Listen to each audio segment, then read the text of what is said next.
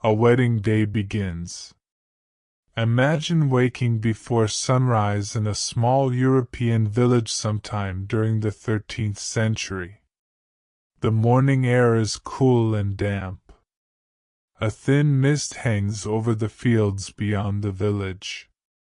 Most days begin quietly, with farmers preparing for work and craftsmen opening their workshops. But today is different. Today is a wedding day. Part 2. Finding a husband or wife. Long before the wedding bells rang, most medieval couples had already spent months, or even years, moving toward marriage. Contrary to popular belief, not every marriage was arranged. Many ordinary people had some say in whom they married. Part 3. Courtship, Love and Family Expectations. Love existed in the Middle Ages just as it does today. Young men and women found ways to spend time together, talk during village gatherings, and meet at festivals, markets, and church events. Part 4. The Engagement and Marriage Agreements. Before a wedding could take place, practical matters needed attention. Families discussed property, inheritance, and future responsibilities. Engagements were often serious commitments. Part 5. Preparing for the wedding. As the wedding approached, excitement spread through the village. Bakers prepared bread. Brewers produced ale. Tailors repaired clothing. Families cleaned their homes and prepared to welcome guests. Part 6. The Wedding Ceremony. The ceremony itself was often surprisingly simple. Guests gathered near the church entrance. The couple exchanged vows before witnesses. The priest blessed the union, and the marriage became recognized by both church and community. Part 7. Feasts, Music and Celebration. For many villagers, the feast was the most anticipated part of the day. Long wooden tables filled with bread, cheese, roasted meats, stews, and ale. Musicians played while guests talked, laughed, and celebrated. Part 8. Wedding Clothes, Gifts and Traditions. Medieval wedding clothing varied greatly depending on wealth. Most brides did not wear white dresses. Instead, they wore their best available garments, often in rich colors if the family could afford them. Part 9. The First Days of Married Life. Once the celebrations ended, ordinary life returned surprisingly quickly. Fields still needed tending. Animals still required care. Bread still had to be baked. Marriage marked a beginning, not an ending. Part 10. Marriage, Community and Legacy. For medieval people, marriage was about far more than two individuals. It connected families, strengthened communities, and helped ensure survival in a difficult world. As evening falls on our medieval village, candles flicker in cottage windows and another ordinary day comes to an end. Finding a husband or wife. Now that the wedding day has begun in our quiet medieval village, let us step backward in time for a moment. Before there could be a wedding feast, before vows were exchanged, and before church bells rang across the countryside, there first had to be two people who would become husband and wife. Finding a marriage partner in medieval Europe was not always as simple as modern movies often suggest. Many people today imagine that every marriage was arranged by strict parents who forced their children into unions they did not want. While such arrangements certainly existed, especially among nobles and wealthy families, everyday life for ordinary villagers was often more complicated. For most peasants, craftsmen, and townspeople, marriage was both a personal and practical decision. Life in medieval Europe was difficult. Few people lived alone. Survival depended on cooperation. Farms required many hands. Workshops needed assistance. Households demanded constant labor. A husband and wife formed a partnership that helped both individuals navigate the challenges of daily life. In a small village, young people usually grew up knowing one another.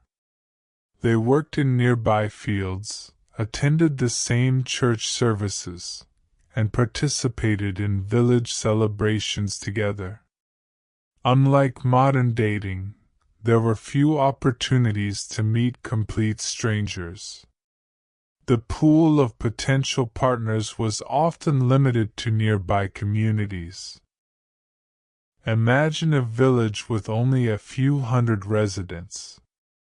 Everyone knows everyone else's family.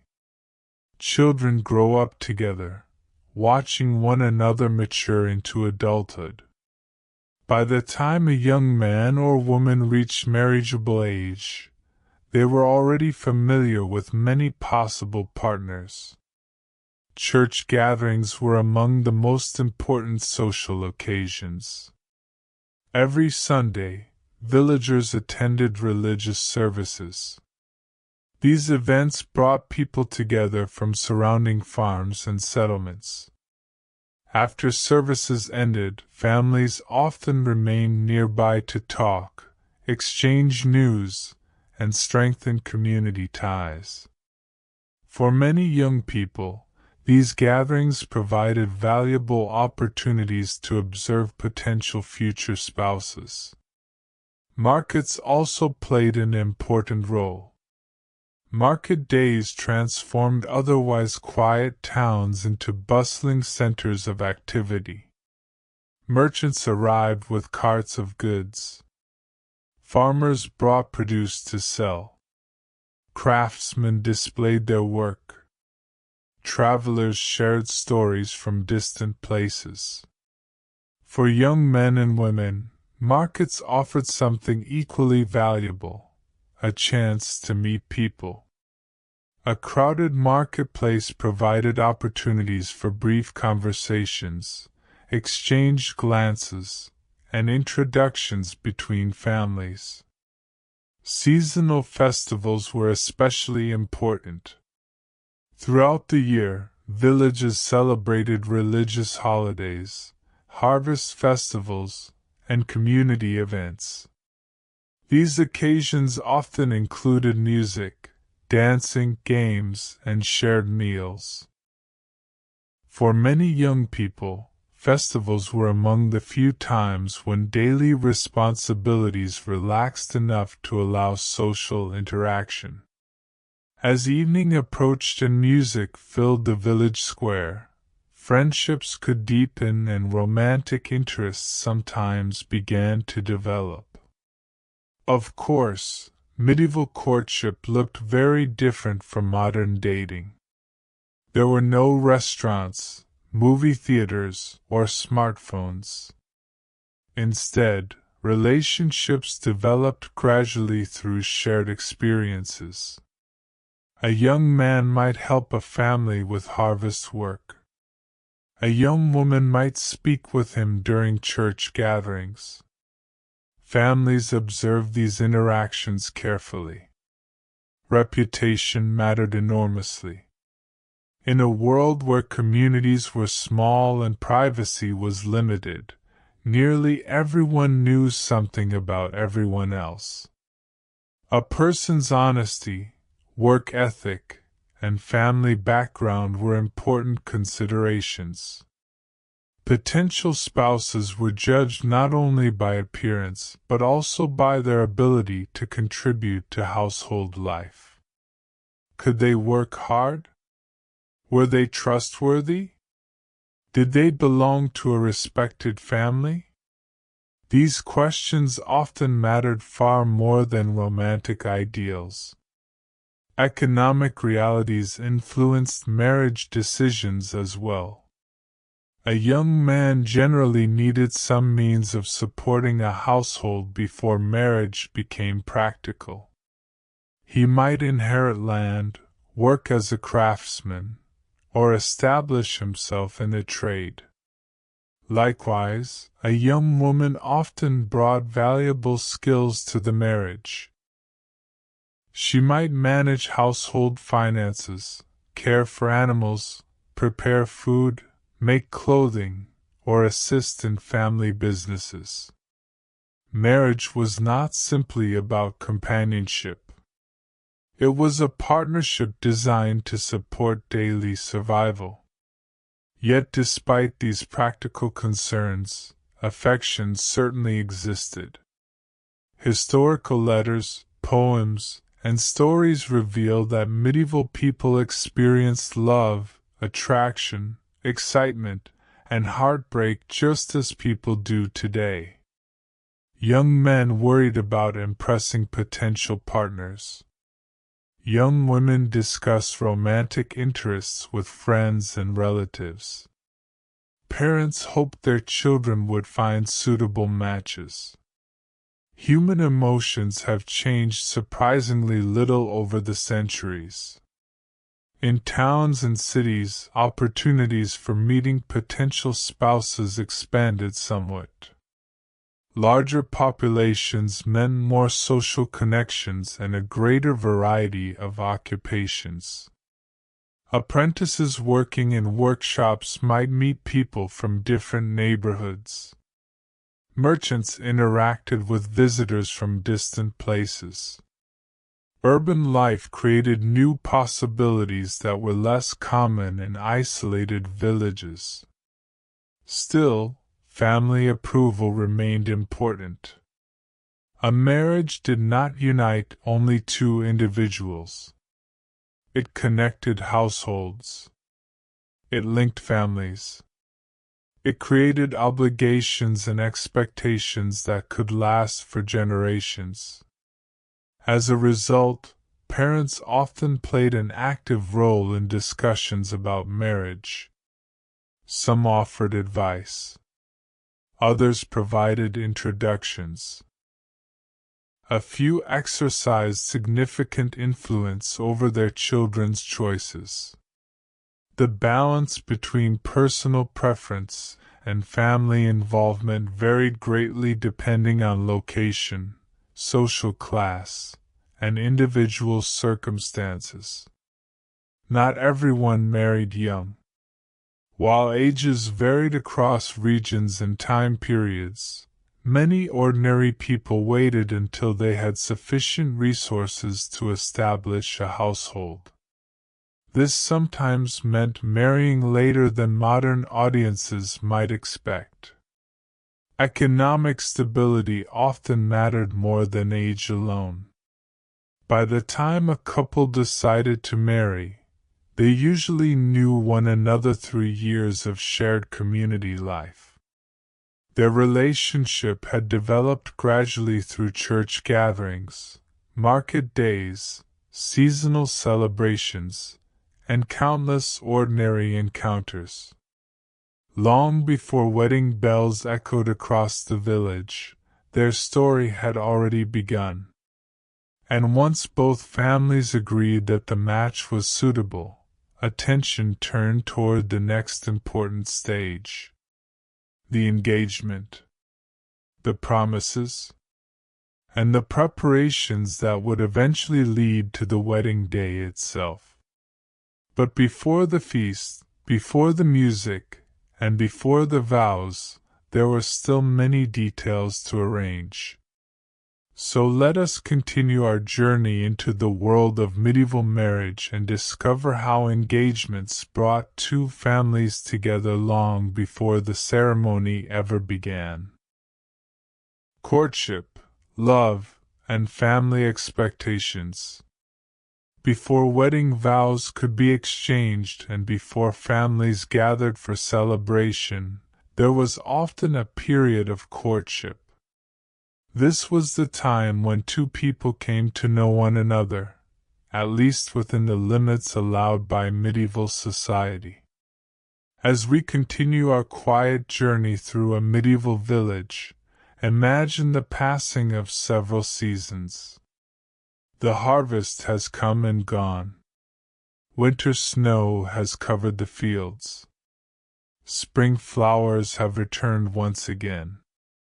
During these months, friendships develop, conversations grow longer, and families begin to notice certain connections forming between young men and women. Contrary to popular belief, medieval people were not strangers to romance. They experienced affection, admiration, nervous excitement, and even heartbreak much as we do today. Although society placed many practical expectations upon marriage, emotions still played an important role in people's lives.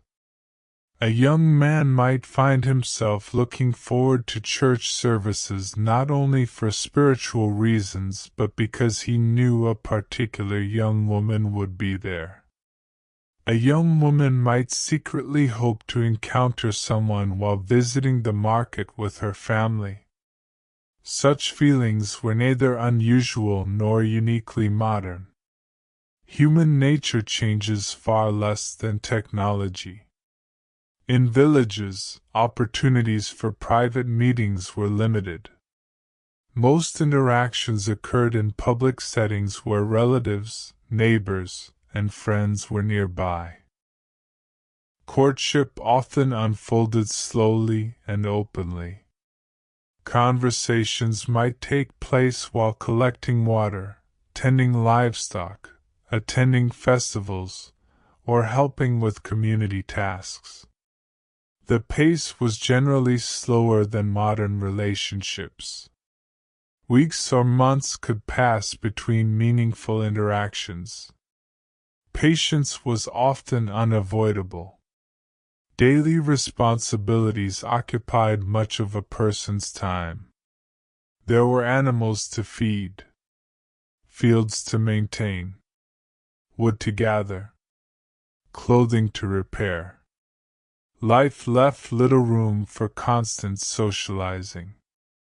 Yet perhaps this made each meeting feel more significant. A brief conversation after church might remain in someone's thoughts for days. A shared walk home from a festival could become a cherished memory. Simple moments often carry great meaning. Families paid close attention during this period. Parents naturally wanted their children to marry partners who would contribute positively to household life. They considered character, reputation, work ethic, and family background. Marriage affected not only individuals but entire households. Choosing wisely was important. Imagine a father observing a young man who hopes to marry his daughter. He notices whether the young man works diligently in the fields. He listens to what neighbors say about him. He watches how he treats others. In a small village, these details rarely remained hidden. Reputation traveled quickly. Likewise, young women were often evaluated according to skills that would help sustain a future household. Could they manage domestic responsibilities? Were they hardworking? Were they respectful and dependable? These questions mattered greatly in a world where survival depended on cooperation. Courtship was therefore both personal and practical. Love and affection might grow alongside careful consideration of future responsibilities. The two were not necessarily separate. For many medieval people, genuine affection developed through observing someone's character over time. Trust often formed before romance. This differs somewhat from modern portrayals of love at first sight. Many successful marriages emerged from familiarity and shared experiences rather than dramatic encounters.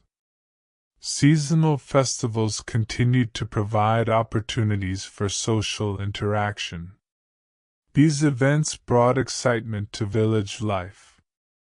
Music echoed through public spaces. Food was shared. Games were played. People gathered from neighboring communities. For young people, festivals could feel especially memorable. A dance might provide a chance to interact with someone admired from afar. A conversation beneath colorful banners might linger in memory long afterward. The church also influenced courtship. Religious teachings emphasized the importance of marriage while encouraging moral behavior. Communities generally expected relationships to progress respectfully and within accepted social boundaries. Although reality did not always match ideals, these expectations shaped daily life. In towns and cities, courtship sometimes looked somewhat different. Larger populations created more opportunities for interaction. Apprentices worked alongside many different people. Markets attracted travelers from distant regions. Social networks expanded beyond immediate family connections. Even so, reputation remained valuable. Trust was still essential. A person standing within the community could greatly influence marriage prospects. Stories and songs of the medieval period often celebrated romance.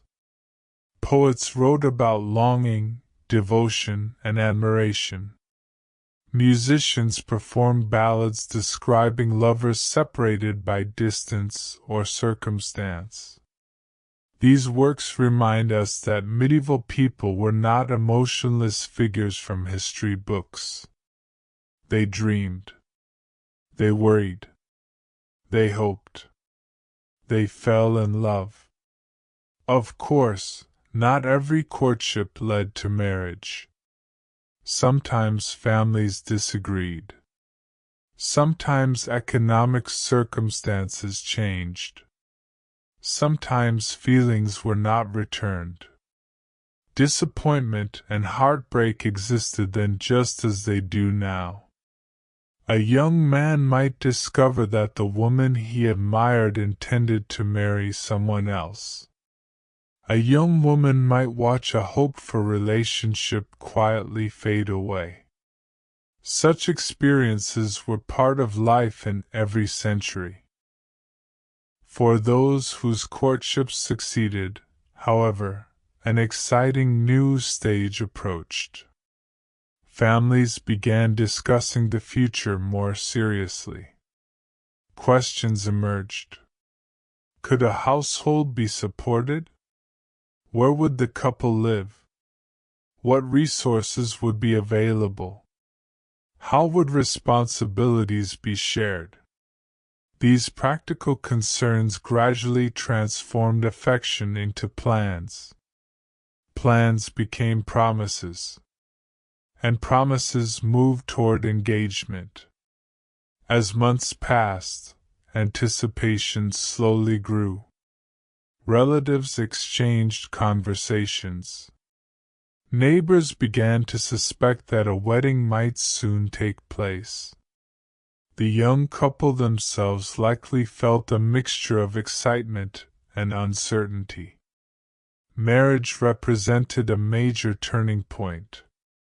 It promised companionship and opportunity. But it also brought new responsibilities. Soon discussions would move beyond simple courtship. Families would gather. Agreements would be considered. Preparations would begin. And the path toward a medieval wedding would become much more real.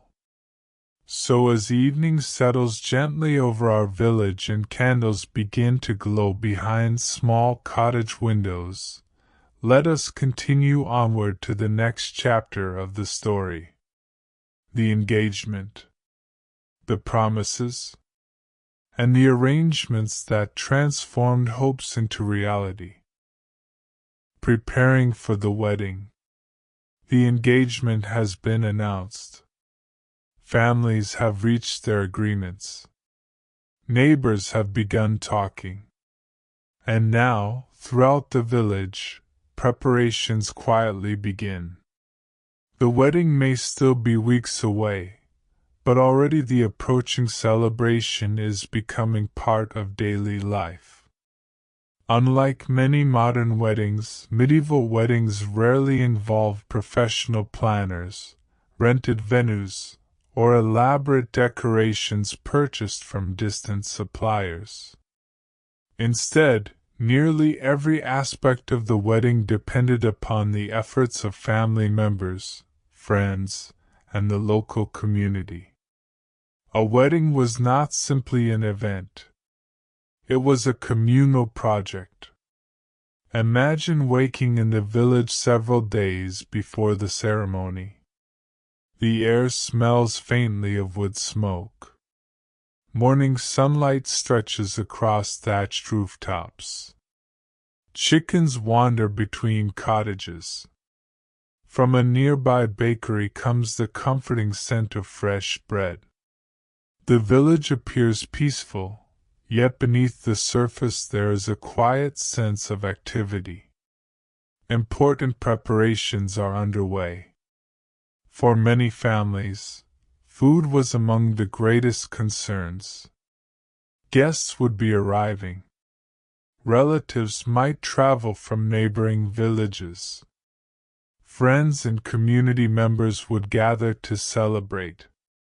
Everyone expected hospitality. Providing enough food required planning. Long before the wedding day arrived, bread was being baked in large quantities. Flour was carefully measured. Dough was kneaded by hand.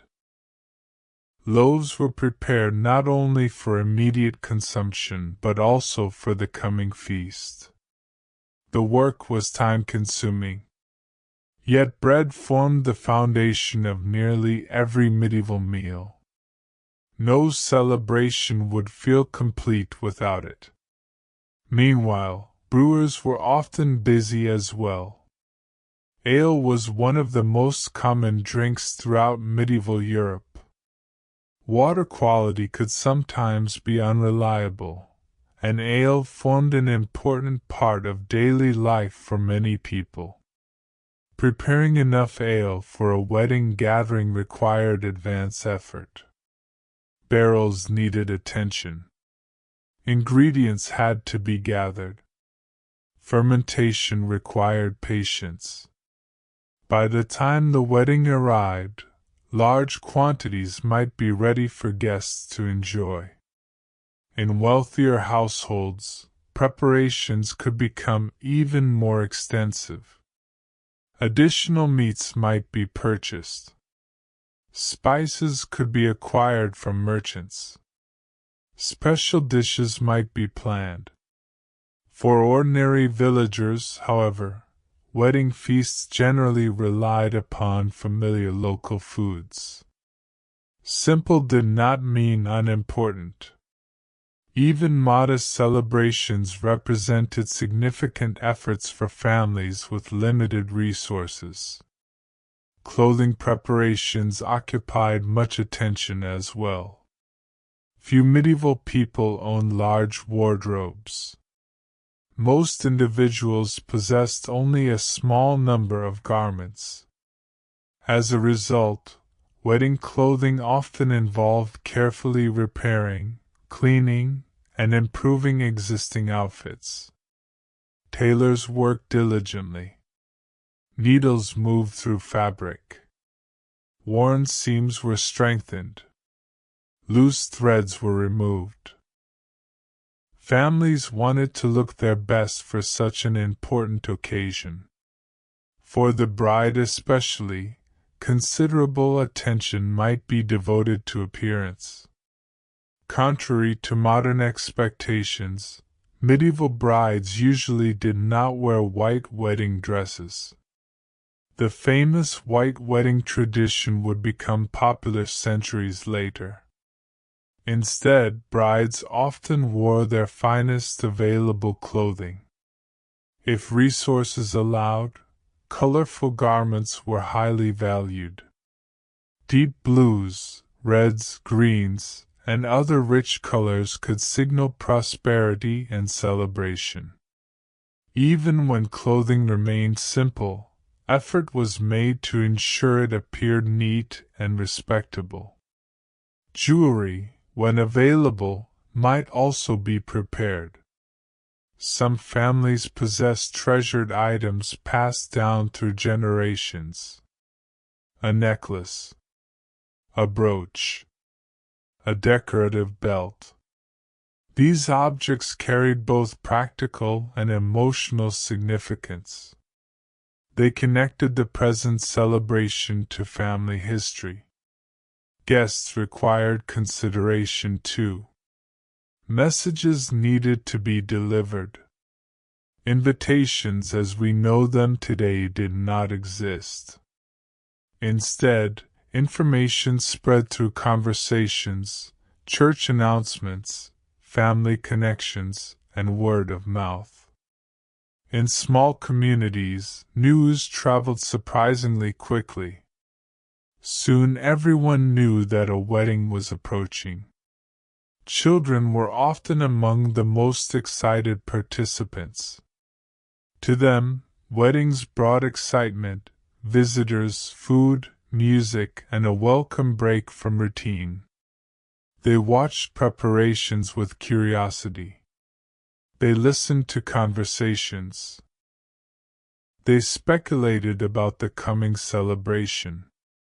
For many young people, weddings created lasting memories. Homes also received attention. Floors were cleaned. Furniture was arranged. Firewood was gathered. Families wanted visitors to feel welcome. Even modest cottages could become centers of activity as relatives arrived from surrounding areas. Some guests traveled considerable distances by medieval standards. A journey of several miles could require significant effort. Those arriving from neighboring villages might stay overnight. Additional sleeping arrangements became necessary. Space was limited. Hospitality required creativity.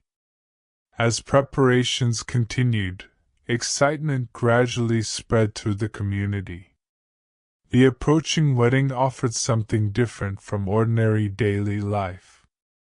Most medieval people followed routines shaped by seasons, work, and religious obligations. Celebrations provided welcome variety. They allowed communities to gather, share stories, and strengthen social bonds. The wedding became something everyone anticipated. Meanwhile, the bride and groom experienced their own mixture of emotions. Excitement, nervousness, hope, perhaps even a little uncertainty.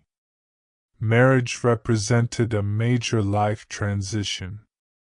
Soon they would no longer be viewed simply as members of their parents' households. They would begin creating a household of their own. That reality grew more tangible with each passing day. Imagine the evening before the wedding. The village grows quiet. Candles flicker behind small windows. The final preparations are nearly complete. Bread has been baked. Clothing has been prepared. Guests have begun arriving. Tomorrow, church bells will ring. Families will gather. Promises will be exchanged. A new chapter will begin. For now, however, there is a brief moment of calm. The work is mostly finished. The anticipation is at its peak. And throughout the village, people settle into bed knowing that when morning arrives, it will bring one of the most important days in the lives of the young couple. Soon the ceremony itself will begin. The guests will gather. The priest will arrive. And beneath the watchful eyes of family, friends, and neighbors, two lives will officially be joined together. So let us quietly follow the villagers as they make their way toward the church and witness what a medieval wedding ceremony was really like. The wedding ceremony. At last, the wedding day has arrived. The sun rises slowly above the fields surrounding the village. Morning light spreads across the rooftops. A few wisps of smoke drift upward from cottage chimneys. Animals stir in their pens. Church bells begin to ring in the distance. For most villagers, the day begins much like any other. Yet beneath the familiar routines, there is a sense of excitement. Today is a wedding day. Guests finish preparing themselves. Families gather together. Children eagerly watch the activity unfolding around them. And somewhere nearby, the bride and groom prepare for one of the most important moments of their lives. Unlike many modern weddings, medieval ceremonies were often surprisingly simple. There were no photographers arranging poses. No carefully choreographed processions. No amplified music filling vast halls. Instead, the focus remained on the vows themselves and the community witnessing them. The church stood at the center of village life. Its stone walls had witnessed countless baptisms, funerals, festivals, and marriages.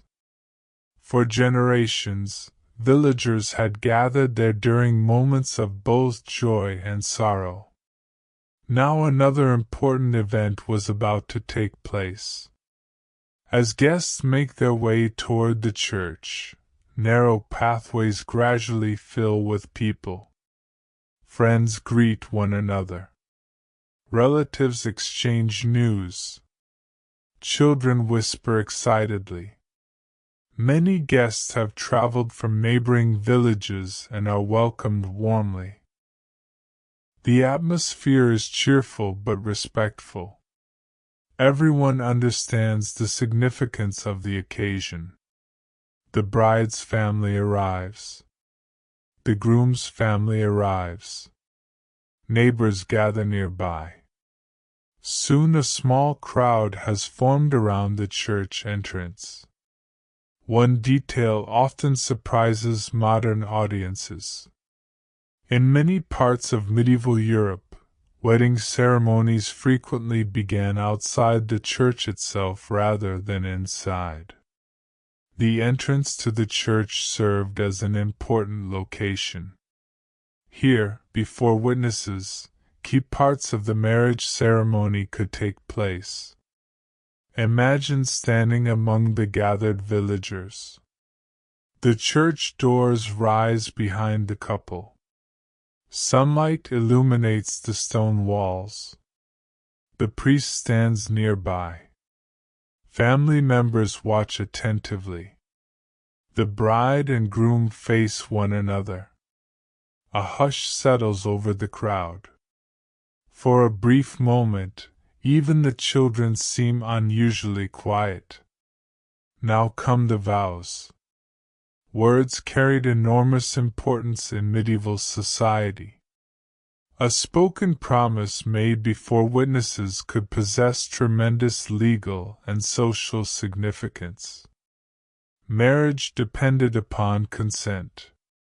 The bride and groom publicly declared their intention to become husband and wife. Although the exact wording varied across regions and centuries, the essential purpose remained the same. Both individuals expressed their agreement to the marriage. These vows formed the heart of the ceremony. Without them, no feast or celebration could create a valid union. Witnesses listened carefully. Their presence mattered. In a world where written records were not always common, witnesses helped ensure that important promises could later be confirmed. Neighbors remembered. Relatives remembered. The community itself became part of the process. After the exchange of vows, blessings followed. The priest offered prayers for the couple's future. He asked for prosperity, health, and harmony within the marriage. For medieval people, religious faith shaped nearly every aspect of life.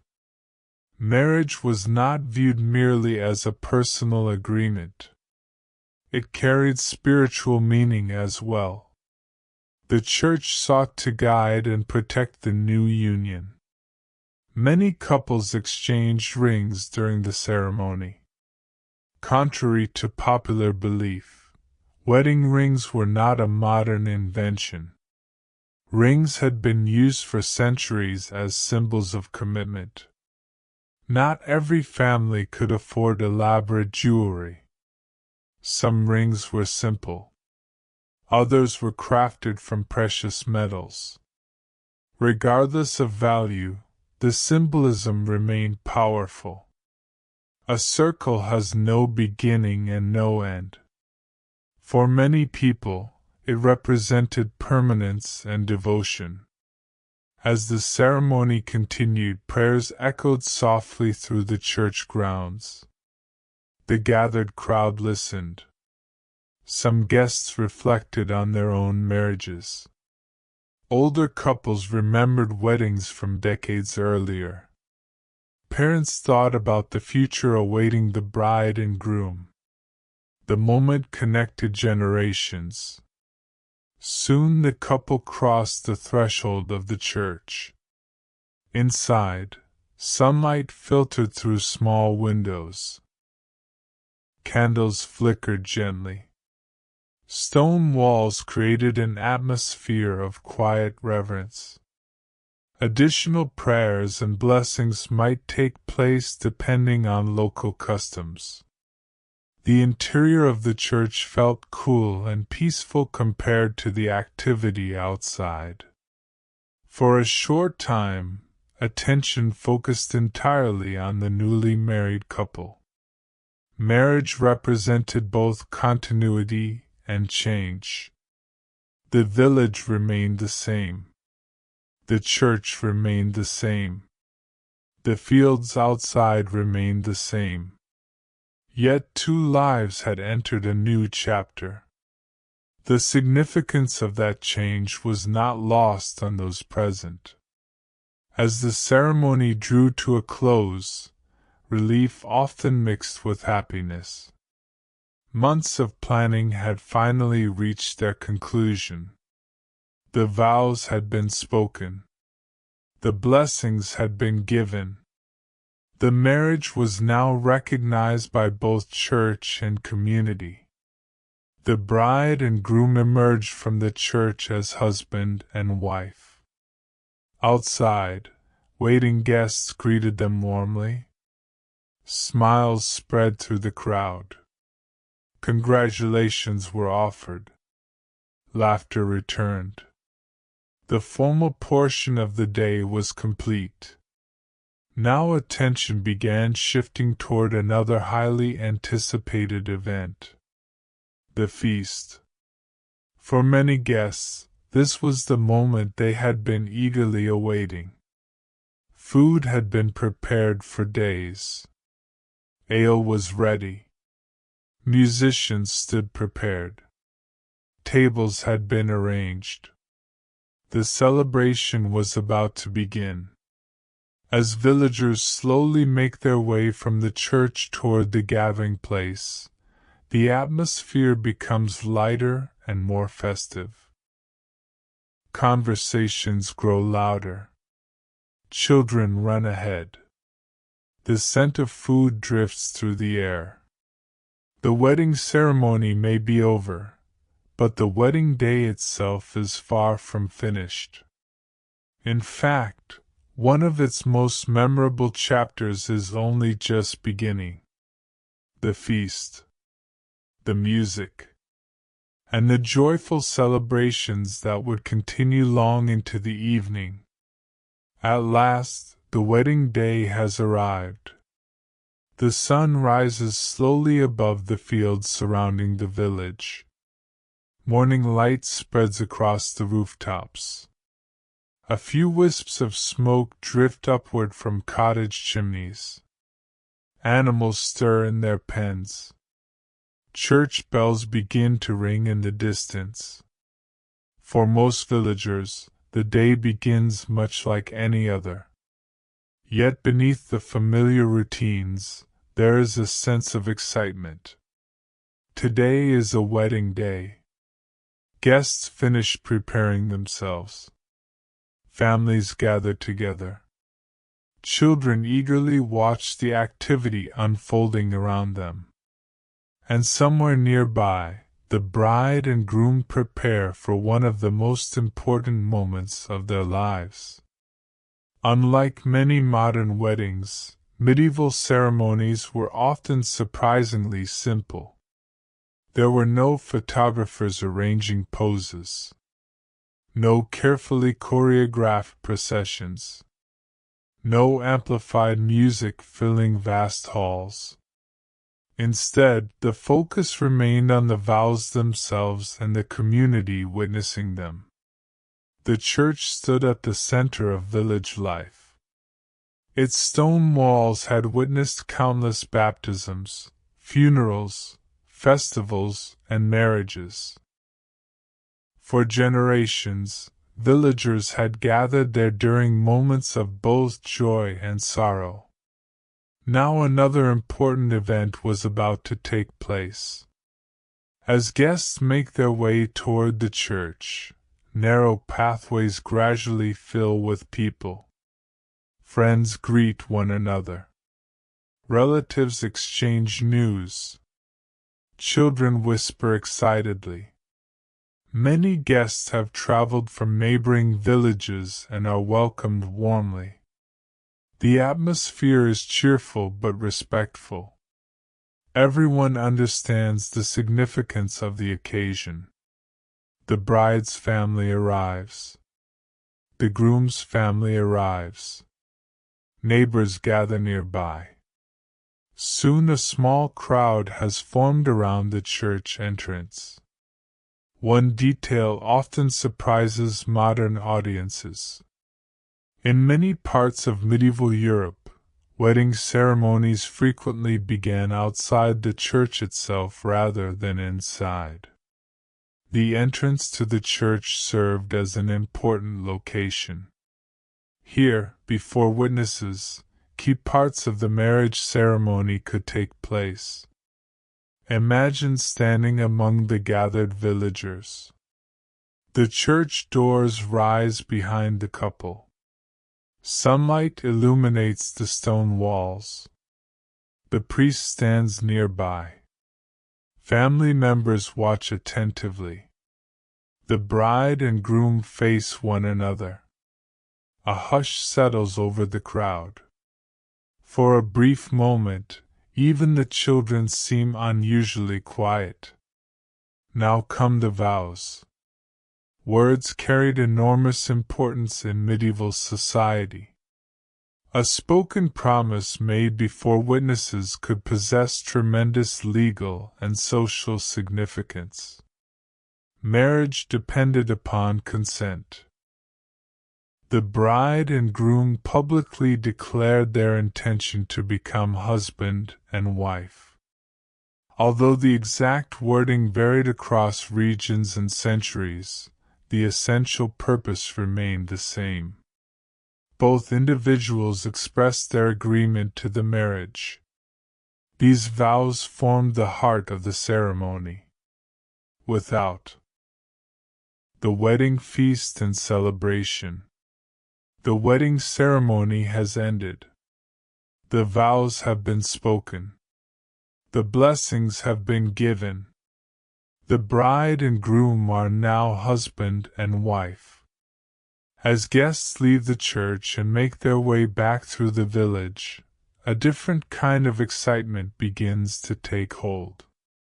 For many people, the feast is about to begin. The wedding feast was often the most lively and memorable part of the entire celebration. While the ceremony carried spiritual importance, the feast brought together friends, relatives, neighbors, and visitors in a shared expression of joy. In a world where daily life was often demanding, opportunities for communal celebration were treasured.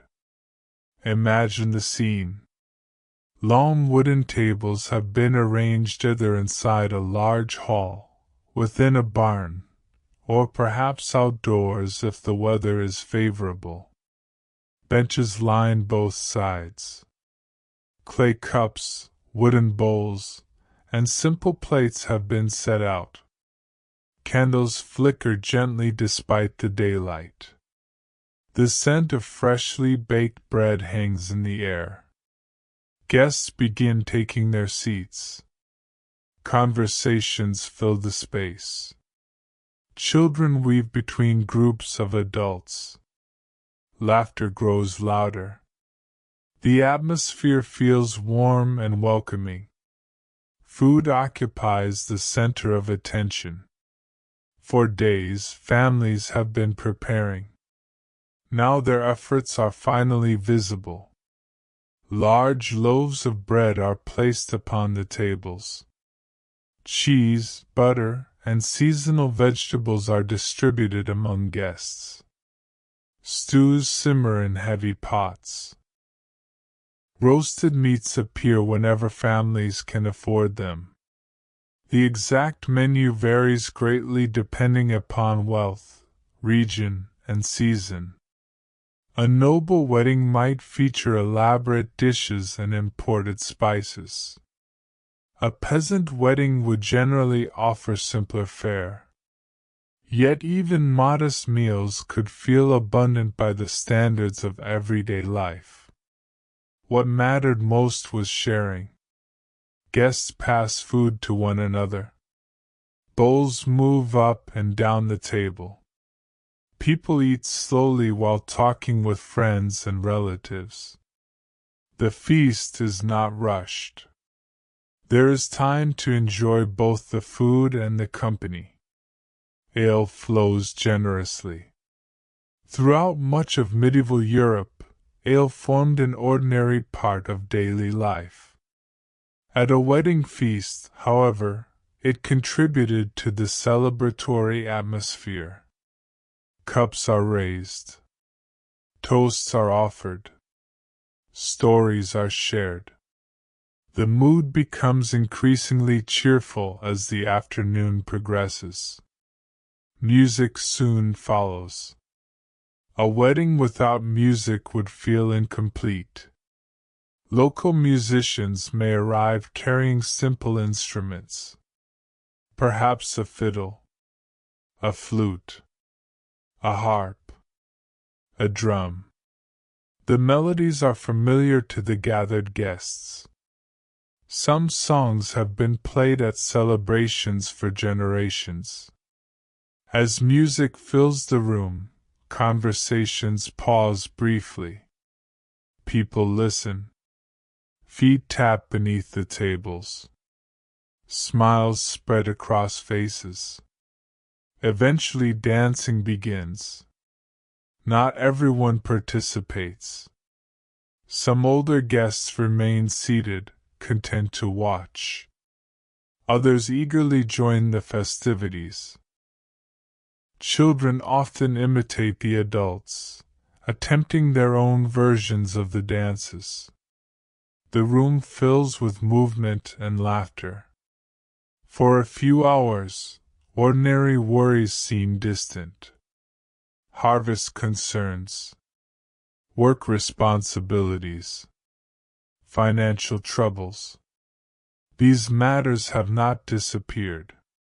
But today they can wait. Today is a celebration.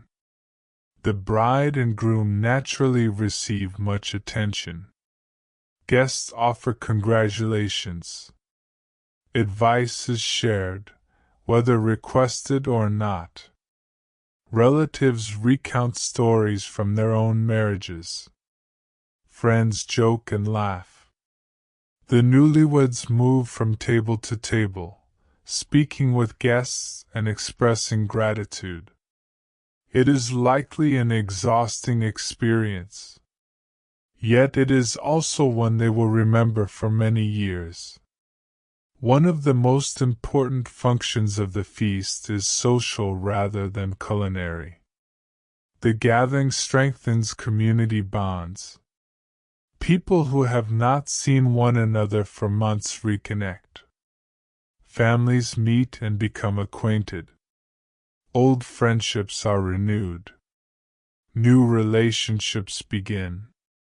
In some cases, future weddings may even have their origins at the feast itself. A young man notices a young woman from a neighboring village. A conversation begins. A friendship forms. The cycle quietly continues. As afternoon turns toward evening, the celebration often becomes even more relaxed. The formalities have ended. Guests feel comfortable. Stories grow longer. Laughter grows louder. The glow of candlelight gradually replaces sunlight. The atmosphere becomes softer and more intimate. Imagine looking around the hall. Faces are illuminated by flickering candles.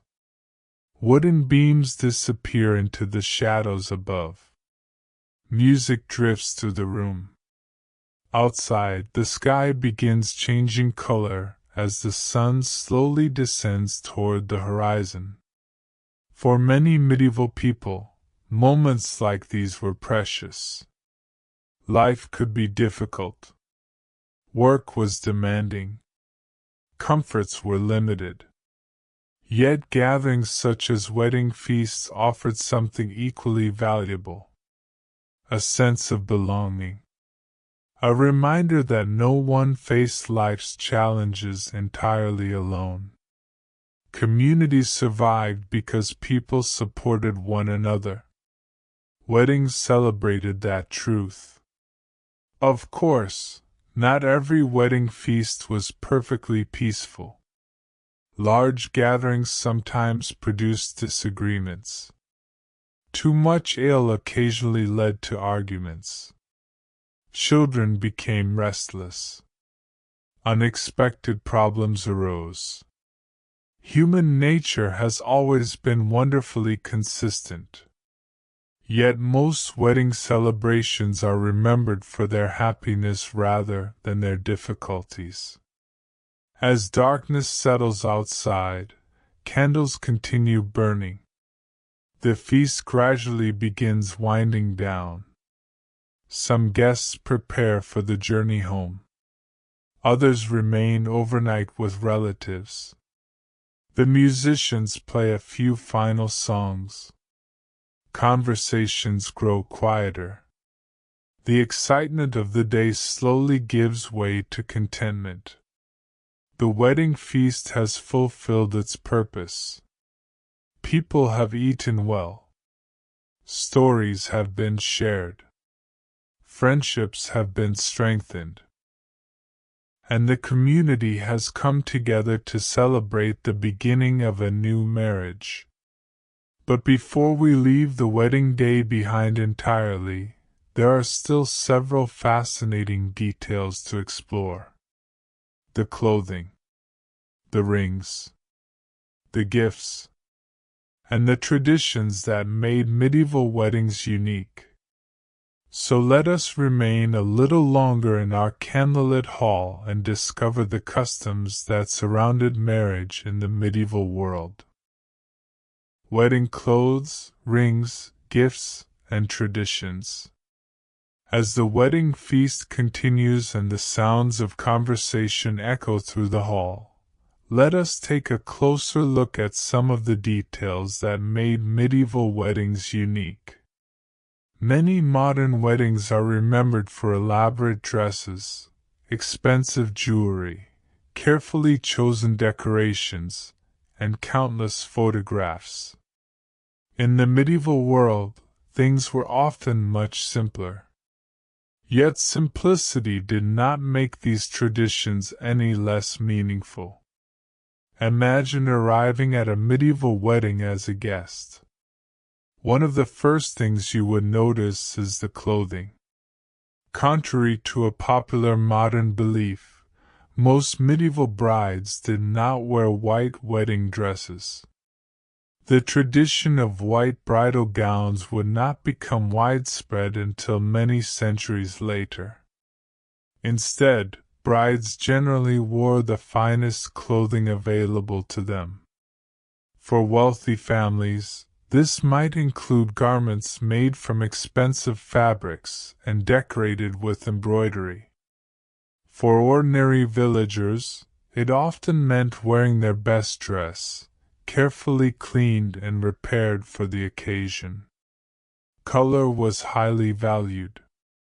Bright blues, deep reds, rich greens, and warm browns were often preferred when resources allowed. These colors could be costly to produce, making them symbols of prosperity and status. A colorful garment often attracted admiration. The bride's appearance reflected not only her own household but also the efforts of her family. Great care was taken to ensure that she looked respectable and well prepared. The groom likewise dressed in his finest clothing. His garments might include a well-made tunic, cloak, belt, and sturdy footwear. While modern weddings often place special attention upon the bride's attire, medieval celebrations generally emphasize the appearance of both husband and wife. Together they represented the beginning of a new household. Clothing therefore carried symbolic importance. Jewelry was another important feature when available. Not every family possessed valuable ornaments. Yet many households owned small treasured items passed down through generations. A brooch, a ring, a decorative clasp, a necklace. These objects connected families to their history. Sometimes such items were given to the bride as wedding gifts. Other times they remained family heirlooms shared across generations. Wedding rings deserve special attention. The exchange of rings was already an established tradition in many parts of medieval Europe. The ring served as a visible symbol of commitment. Its circular shape suggested permanence and continuity. For those who could afford precious metals, rings might be crafted from silver or gold. Others used simpler materials. Regardless of value, the symbolism remained powerful. A ring represented a promise, a public declaration, a reminder of the vows exchanged before family, friends, and the church. Many medieval people attached deep emotional significance to such objects. Everyday life offered relatively few personal possessions. As a result, meaningful items often carried tremendous sentimental value. A wedding ring might be worn for decades. It accompanied its owner through ordinary days and extraordinary moments alike. Wedding gifts also played an important role. Today, newly married couples often receive appliances, household items, or money. Medieval gifts were usually more practical. Guests might contribute objects useful for establishing a household. Cooking pots, blankets, tools, furniture, livestock. Even small gifts could provide valuable support. Imagine a young couple beginning married life with only limited resources. A gifted wooden chest provides storage. A wool blanket offers warmth during winter. A chicken contributes eggs. Practical gifts directly improved daily life. In many ways, medieval wedding gifts reflected the realities of survival. Traditions varied greatly across Europe. Each region possessed customs shaped by local culture, geography, and history. Some villages organized special processions. Others incorporated traditional songs. Certain communities developed unique wedding games and celebrations. The diversity of medieval Europe ensured that no single wedding experience existed. Yet common themes appeared repeatedly. Community involvement, family support, religious blessing, shared celebration. These elements connected weddings across many different regions. Flowers occasionally appeared in wedding customs as well. Today, flowers are often associated with decoration. In the medieval world, they could carry symbolic meanings. Certain plants were believed to represent purity, prosperity, or good fortune.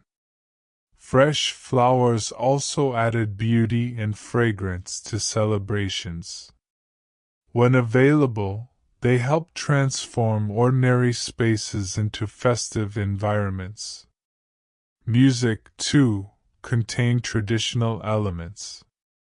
Some songs were performed specifically during weddings. Certain melodies became associated with marriage celebrations and community gatherings. Generations of villagers might hear the same tunes repeated throughout their lives. Music connected present celebrations to the past.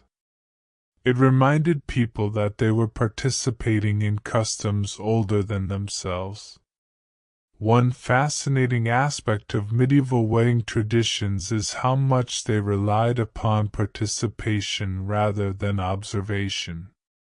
Modern weddings sometimes divide guests into audiences and performers. Medieval celebrations were often more communal. Guests helped prepare food. Guests sang. Guests danced. Guests contributed labor and resources.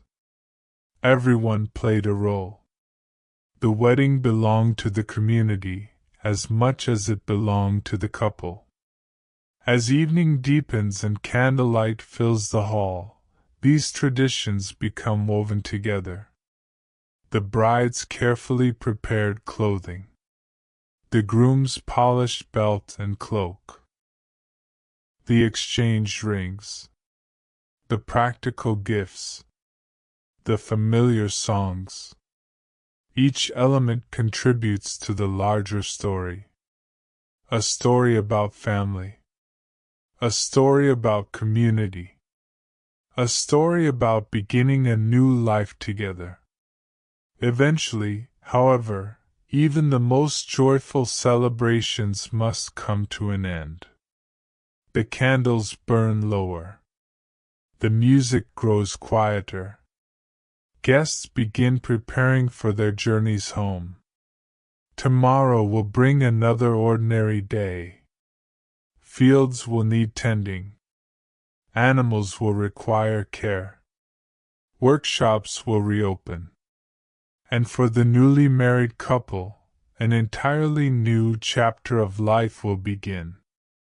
So as the final songs fade into the evening air, let us follow the bride and groom beyond the wedding day itself and discover what married life was really like in medieval Europe. The first days of married life. At last, the wedding day has ended. The final guests have departed. The last candles have burned low. The music has faded into memory. The village, which only hours earlier was filled with celebration, gradually returns to its familiar rhythm. Morning arrives once again. Sunlight spreads across the fields. Church bells mark the passing hour. Farm animals wait to be fed. Life moves forward. For the newly married couple, however, everything feels slightly different. A new chapter has begun. Modern stories often end with the wedding itself. The ceremony takes place. The celebration concludes. And the couple lives happily ever after. Medieval reality was somewhat less dramatic and far more practical. The wedding marked not an ending but a beginning. The true challenge of marriage began after the feast was over. Imagine a young couple waking together for the first morning as husband and wife. Outside, the village appears much as it always has. Neighbors are already beginning their daily work. Smoke rises from chimneys. Carts creak along muddy roads. Children chase one another through narrow lanes. The world has not changed. Yet for the couple, new responsibilities now await. Marriage created a household partnership. In medieval society, survival depended upon cooperation. Very few people could thrive alone. Husband and wife worked together to meet the countless demands of daily life. The exact nature of these responsibilities varied greatly depending on social class and occupation. For farming families, the land demanded constant attention. Fields required planting. Weeds needed removal. Harvests had to be gathered before changing weather destroyed crops. Livestock required care every day, regardless of holidays or celebrations. Marriage often meant sharing these duties. A husband might plow fields or repair fences. A wife might manage food preparation, animal care, and household tasks. In reality, however, responsibilities frequently overlapped. Everyone worked where needed. Survival rarely allowed rigid divisions. In towns and cities, married life often revolved around trades and businesses. A blacksmith's wife might assist with customers and finances. A baker's wife could help prepare dough and manage sales.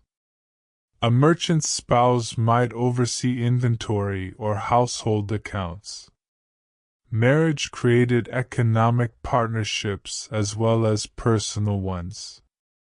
Together, couples contributed to the success of their household. The home itself formed the center of daily life. Unlike modern houses filled with separate rooms, many medieval homes were relatively simple. Families often shared limited space. Cooking, sleeping, eating, and working frequently occurred within the same general area. Privacy was scarce. Cooperation was essential. The newly married couple quickly learned how to manage these realities. Imagine entering such a home on a quiet evening. A fire crackles gently in the hearth. Simple wooden furniture occupies the room. A few treasured possessions rest upon shelves. The scent of bread lingers in the air. Outside, darkness settles over the village. Inside, the couple begins establishing routines that may continue for decades. Many medieval marriages eventually included children. For most families, children were both loved family members and important contributors to household life. They helped care for animals. They gathered firewood. They learned trades. They supported parents as they grew older. Raising children required patience, effort, and cooperation. Parents passed on practical knowledge necessary for survival. How to plant crops. How to bake bread. How to repair tools. How to navigate the responsibilities of adulthood. In this way, knowledge moved from one generation to the next. Marriage also connected couples more deeply to their community. Neighbors often relied upon one another during difficult times. Illness, poor harvests, unexpected hardships. No household existed entirely in isolation. Strong community relationships could make a tremendous difference. The wedding celebration had introduced the couple to this broader network of support. Now they became active participants within it. Of course, married life was not always easy. Disagreements occurred. Financial worries emerged. Weather damaged crops. Economic conditions changed. Human relationships have always contained challenges. Medieval marriages were no exception. Yet historical records suggest that many couples developed strong partnerships through years of shared experiences. They worked together, faced difficulties together, raised families together, and gradually built lives shaped by mutual dependence. Love itself often evolved over time. The excitement of courtship eventually gave way to something quieter. Familiarity, trust, companionship. A husband returning home after a long day in the fields. A wife waiting beside the fire. Shared meals. Shared worries. Shared hopes. These ordinary moments formed the true foundation of many marriages. In some ways, they were more important than the wedding day itself. As seasons passed, life settled into routine. spring planting, summer work, autumn harvests, winter evenings beside the hearth. Years moved forward. Children grew. Families expanded. The memory of the wedding feast remained, but daily life became the greater story. Imagine our couple many years later. Perhaps they now sit together outside their home on a warm evening. The village around them has changed little. New families have arrived. Old neighbors have passed away. Children who once played in the streets are now adults themselves. Time moves steadily forward. The wedding day feels distant, yet its consequences remain visible everywhere. In the home they built, in the family they created, in the life they shared. And so, as the stars begin appearing above the rooftops and another peaceful evening settles across medieval Europe, we arrive at the final stage of our journey. Not simply the story of one wedding, but the larger story of what marriage meant to medieval society as a whole. A story of family, a story of community, and a story of legacy that would endure long after the wedding candles had gone out. Marriage, community, and legacy.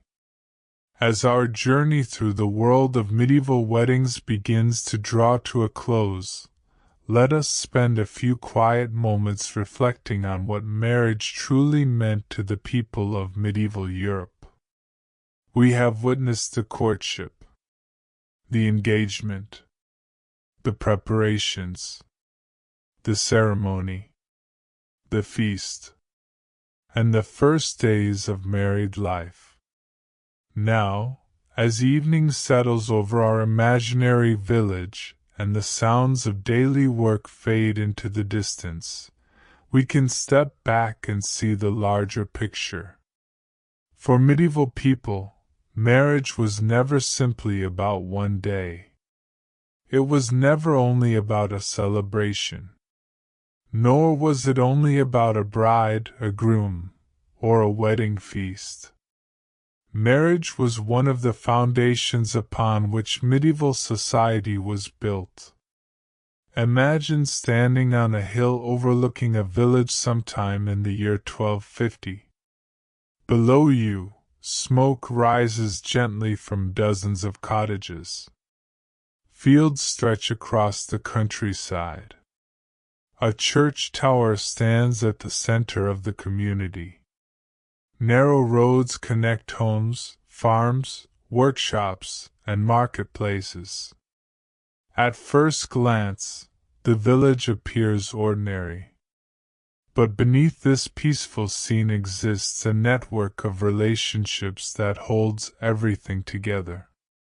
Families, friendships, partnerships, communities. Marriage helped create and maintain these connections. Each wedding linked not only two individuals but often two households. Sometimes two villages. Sometimes entire networks of relatives. A marriage created new bonds that strengthened the social fabric of the community. In a world without modern governments, social services, or large institutions capable of solving every problem, people depended heavily upon one another. Family was often the first source of support. Marriage expanded that support system. A newly married couple did not face life's challenges alone. They became part of a larger network of relationships. Parents offered guidance. Neighbors provided assistance. Relatives shared resources. Communities worked together.